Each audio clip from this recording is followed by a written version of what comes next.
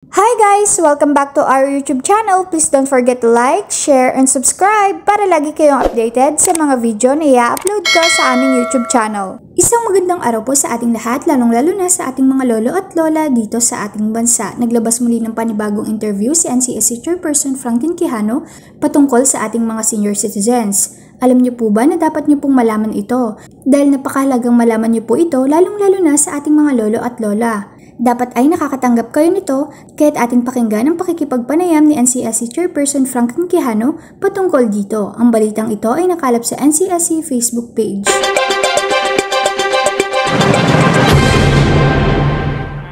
Alright, you've mentioned about reviewing the privileges, pero we want to know also, attorney, yung plans ninyo when it comes to sa pagpapabuti ng access na ating mga senior citizens sa ating usapin ng social services or ating mga benefits. Go ahead, attorney. Actually, sa ngayon, because we are in transition, yung mga benefits ay nasa DSWD pa. Yung social pension, centenarian, assistance to senior citizens, caregiving facilities, ay ita-transfer pa lang from DSWD to the National Commission of Senior Citizens.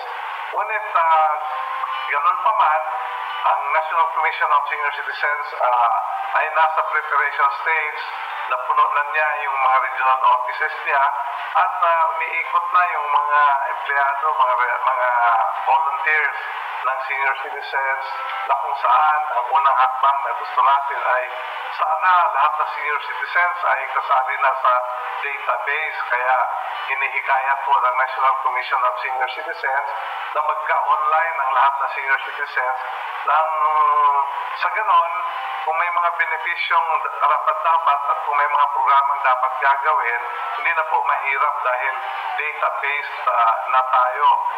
Hindi po madaling gumawa ng mga programa kung walang data. Kaya sinusunod natin yung panawagan ng ating presidente na dapat sundin yung digitalization. So, if all the benefits and privileges are to be looked at, kung tingnan natin, nasa batas po 7432-9257, lalong-lalo na sa Republic Act 9994 at ang bagong amendment nito, Republic Act 11916. Thanks for watching! Please don't forget to like, share, and subscribe!